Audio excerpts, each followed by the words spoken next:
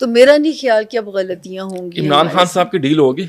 अब मैं स्पेसिफिक इमरान खान पे बात कर रहा हूं। ठीक है जी, खान साहब देखें, जो है जब ये वाला साल आया था तो मैंने कहा था 12 जनवरी से वो सितारा जिसने खान साहब को बुरे वक्त में फंसाया वो निकल रहा है।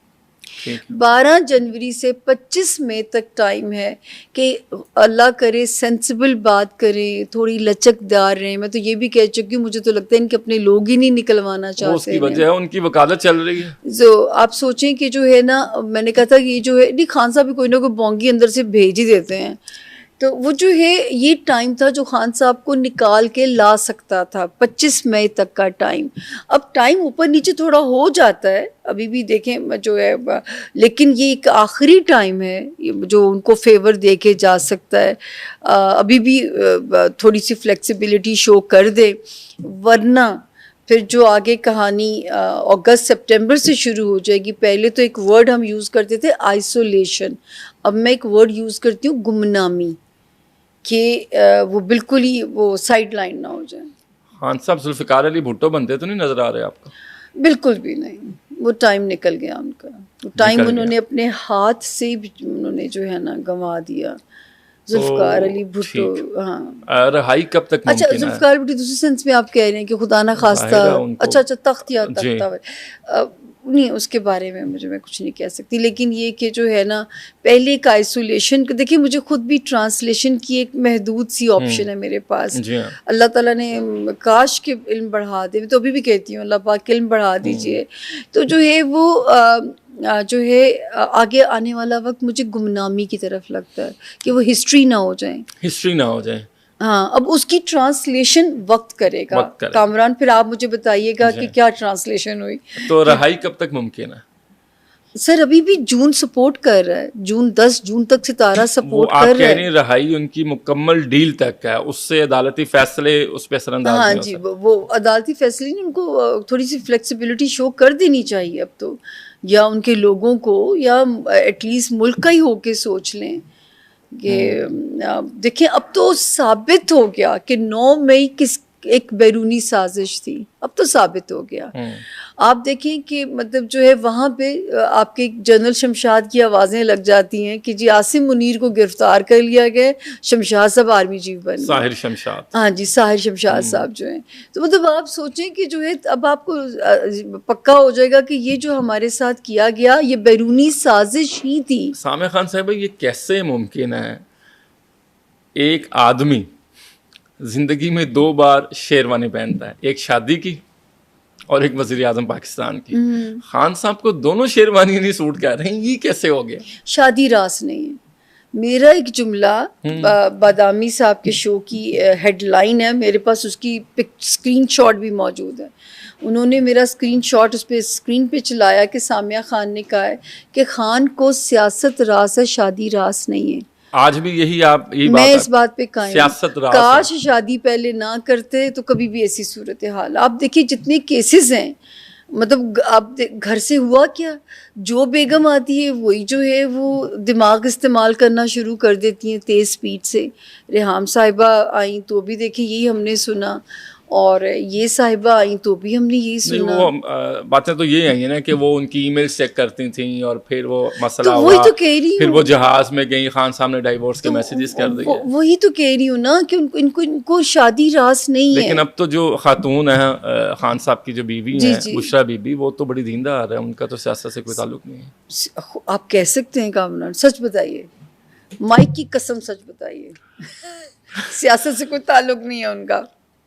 वो मजहबी खातून है सामिया खान साहिबा। आप बिल्कुल कि अब खाए माइक की कसम के वो सियासी खातून, सियासत से कोई ताल्लुक नहीं है उनका। मैं तो अब होस्ट हूँ, मैं तो सवाल करूंगा ना, आप बताएंगे। नहीं, वो सियासी खातून तो नहीं है, वो तो पर्दा करती हैं। और खुदा का नाम ले, हमारे पास अगर इतनी तकलीफ दे रिपोर्ट्स हैं, तबादले उनसे पूछ के हो रहे हैं, तबादलों के पैसे पूछ के दिए जा रहे हैं, खुदा का नाम ले, कहाँ सियासत से ताल्लुक नहीं है। बुज़दार साहब किसकी रिकमेंडेशन थे? वो तो इस्तिखारा, और कितना घटिया डिसीजन था, इस्तिखारा की। हाँ, आइन से जिसका नाम हो। सर छड़ दे हो तुसी, तो वो अलीम खान को बना देते तो आज अलीम खान इधर होते हैं नहीं। और पंजाब भी तरक्की करते। बुज़दार का डिसीजन क्यों चाहिए था? इस्तिखारा नहीं सर, अपने मुफाद के लिए, अपने मुफाद के लिए। घड़ियों का शौक उनके मियाँ को था, एक्स मियाँ को, और तोशा खाने से घड़ियाँ ही गई हैं सारी। आप जो है वो उनके एक्स हस्बैंड को घड़ियों का शौक था।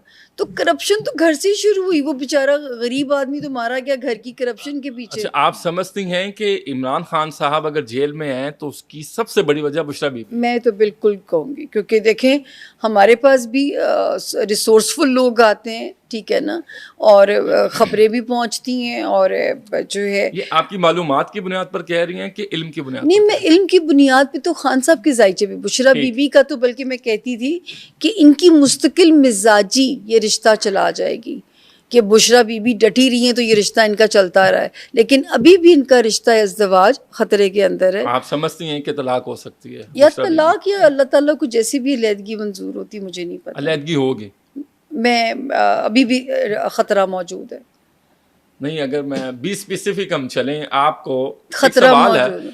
इमरान खान और बुशरा बीबी की अलहदगी होते नजर आ रही है मुस्तकबिल में? ये तो सर में देखिए, मैं जब अपनी सियासी पेशगोई दे दूँ ना, हालांकि जब नवाज शरीफ साहब के बारे में मैंने कहा तीसरी बार वज़ीर आज़म नहीं बनेंगे, 2 दिन पहले मैं एक शो पे थी, हर अखबार में सुर्खी लग रही है तीसरी बार वज़ीर आज़म नवाज शरीफ साहब।